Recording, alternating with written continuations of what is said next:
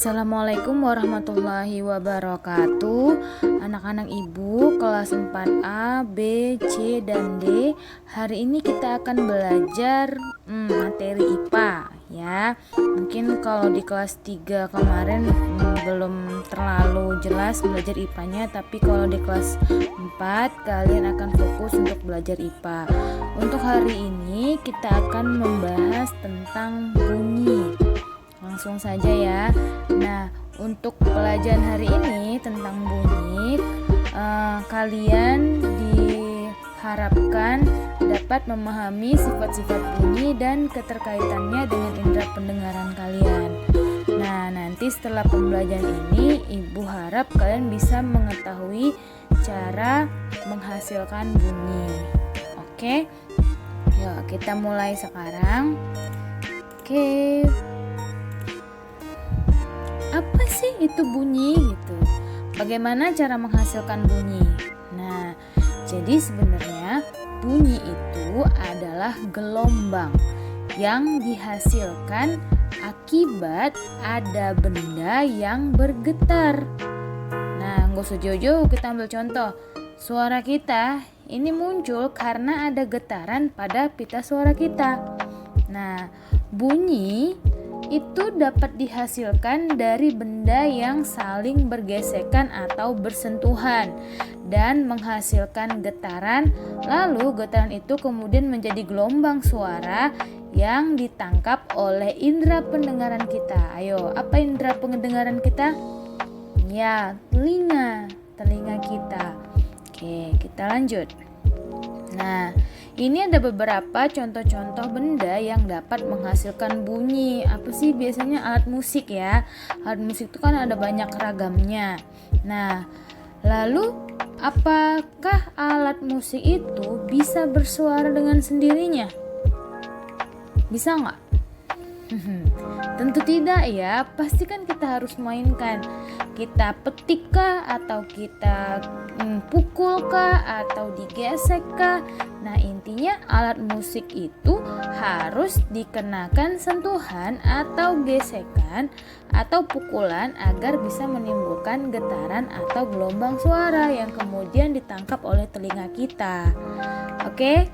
Nah, ini Ibu memberikan contoh beberapa alat musik ya yang bisa menghasilkan bunyi dengan cara berbeda-beda. Kalau yang ini dengan cara ditiup, kemudian ada alat musik yang dimainkan dengan cara digesek. Kalian bisa lihat ada viola dan sebagainya. Lalu ada juga yang dibunyikan dengan cara dipetik. Nah, tahu ya, gitar, apalagi harpa dan sebagainya. Nah, lalu ada juga yang menghasilkan bunyi dengan cara dipukul. Kalau dipukul biasanya apa sih? Kalau yang tradisional tuh angklung ya kan? Kalau enggak gendang, drum kalau yang modern. Lanjut. Apa sajakah sifat-sifat bunyi? Nah, ini kalian perlu pahami ya, sifat-sifat bunyi itu ada beberapa. Nah, kita buka langsung. Bunyi yang satu ya, bunyi butuh medium untuk merambat. Nah, bunyi itu kalau ada mediumnya dia bisa merambat. Kalau dia bisa merambat berarti dia bisa menghasilkan gelombang. Kalau bisa menghasilkan gelombang, maka gelombang suara itu kemungkinan akan masuk ke telinga kita dan ditangkap oleh otak sebagai sinyal bunyi. Ya. Nah, perambatan energi bunyinya itu juga ada macam-macamnya. Nah, bunyi itu bisa merambat di media yang padat, tembok, batu, pintu gitu, yang dia akhirnya nanti akan memantulkan gelombang bunyinya. Kemudian bisa juga merambat melewati benda cair. Apa sih benda cair? Di air gitu. Nanti kalian bisa coba tuh iseng di rumah, coba kalian bersuara kalau ada di dekat air gitu. Adakah gelombang ataukah adakah suara pantulan yang didapatkan dari hasil kalian bersuara di air misal. Lalu kemudian rambatan bunyi melalui udara. Kalau melalui udara udah jelas ya, Ibu sedang berbicara sekarang ini juga karena ada bantuan udara. Saat Ibu berbicara, udara itu akan merespon gelombang getaran dan akhirnya gelombang getaran itu masuk ke telinga Ibu dan ke telinga kalian. dipantulkan. Nah, yang kedua nih bunyi dapat dipantulkan. Pantulan bunyi terjadi ketika bunyi mengenai suatu penghalang sehingga dapat terjadi gema ataupun gaung. Nah, istilah gema ataupun gaung ini kalian harus tahu. Nah, gema itu adalah bunyi pantul yang terdengar jelas. Nah, contohnya apa? Ketika kita berteriak di pinggir tebing, nah nanti akan terdengar dengan jelas. Gitu ya, biasanya ya. Nah, kalau bedanya gaung itu apa? Gaung itu bunyi pantul yang terdengar kurang jelas. Contoh gaung, kita berteriak tuh di dalam goa atau dalam ruangan yang sempit. Biasanya kita akan mendengar suara-suara yang tidak jelas, gitu ya. Nah, selanjutnya ada sifat ketiga, yaitu bunyi dapat dibiaskan. Pernahkah kamu mendengar suara petir?